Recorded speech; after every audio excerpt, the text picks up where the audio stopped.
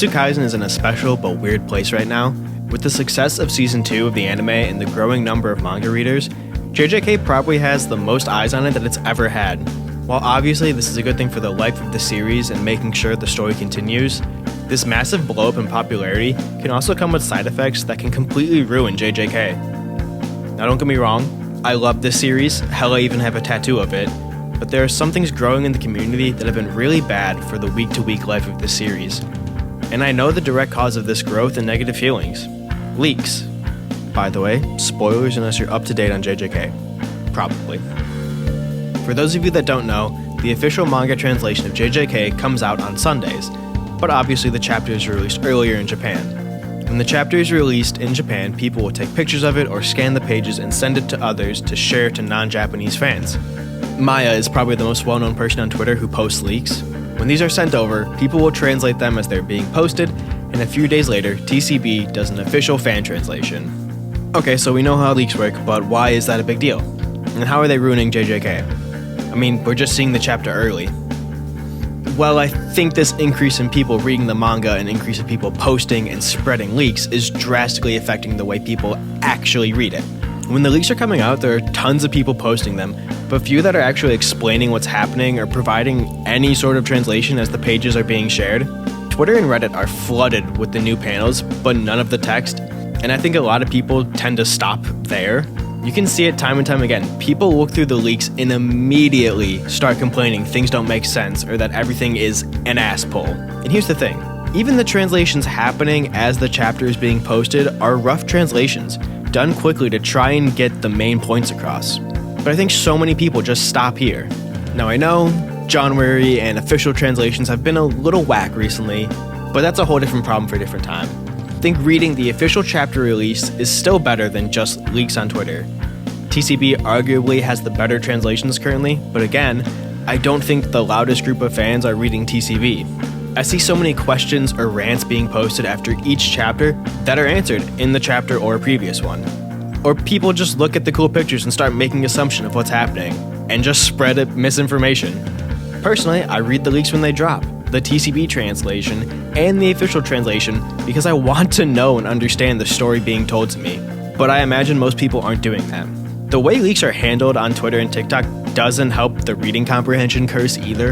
I think people get so caught up in the excitement or hype of leaks and how theoretically they can be a good community moment every week, but so many people just post the chapter in a random order, don't share the entire chapter, TikTok posts with the final panels posted with no spoiler warnings, people drop the last panel first, and then no one pays attention to any part of the chapter that actually contains plot and exposition.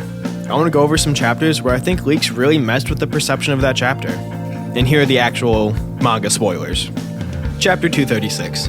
The first image I and many others saw of 236 was Gojo's dead body. I opened TikTok that day to someone drawing the panel of Sukuna staring at Gojo's lower half on live. This chapter is also one of the biggest cases of people hating it for no reason. When reading the chapter in order, it's fantastic. The shock reveal of Gojo's body hits hard after seeing this beautiful scene in the airport. But when it's out of order, people skip past the story and Gojo explaining his thoughts for once to see if that leak was even real. I honestly feel that the leaks completely ruined the impact of this chapter and its reputation. I think they're also partially to blame for this being viewed as a character assassination, because this chapter couldn't be farther from that. Chapter 259. Toto's return was the first thing posted when the leaks came out. And again, it's another case of people posting the chapter out of order, ruining the impact of his return, and overshadowing Choso's death in a way. Toto comes back again when Yuji is at his lowest to help him after the death of his big brother. But instead of feeling that same excitement we got in Shibuya when he shows up after Nobara and Nanami's death, people are just waiting for him to show up now, not taking in what's happening before that. Chapter 260? The last example here is going to be the Gojo return, sort of. And honestly, I think you get the point. The last page where Gojo makes his awaited return was the first thing shared, whether it was the page itself or people just saying that he was actually back this time.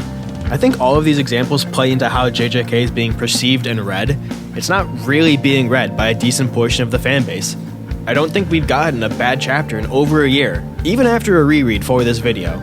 But I think people not getting the story in a coherent manner or spoiled entirely or not even really reading the chapter is warping everyone's perspective. the Gege doesn't know what he's doing, he wrote himself into a corner, and people that genuinely believe chapters 236 and 261 are character assassinations are clear symptoms of the culture that surrounds leaks right now. Don't even get me started on the Megami hate that wildly mischaracterizes everything that has happened to him. He watched Sukuna in his body kill his mentor, teacher, father figure, his sister, the whole reason he was even really living and participating in the Culling games, as well as bathed in the evil bath that we don't really know what that did yet, but probably fucked him up, and was used to carry the burden of adapting to Unlimited Void. Why would he just wake up? I think if more fans just took the time to actually read TCB translations, read the breakdowns that Maya or Lightning are doing on Twitter, there might be a lot less confusion and anger being thrown at JJK and Gege. Now let me clarify something. I am not saying that leaks are bad or that people shouldn't read them. Again, I read them, but I think stopping there hurts your understanding of the series. I think many people stop at leaks. The culture around leaks also needs to change too. Where leaks could be a fun community moment, they often aren't. We've all seen the JJK fans don't read their own manga memes, right? Well, it's kind of true. They look at the leaks. Again, I don't think not understanding what's happening is the only problem associated with leaks. People are getting these chapters in just messed up orders, and so I think it's ruining how the chapter itself is being perceived, even if they understand it. Listen, Jujutsu Kaisen is my favorite manga, and honestly, it just annoys me to no end seeing people misinterpret and misunderstand every single chapter.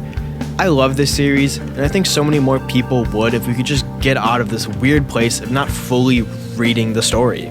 Seeing the panels isn't enough. You should read Jujutsu Kaisen. So thanks for sticking with me to the end while I kind of just rant about JJK.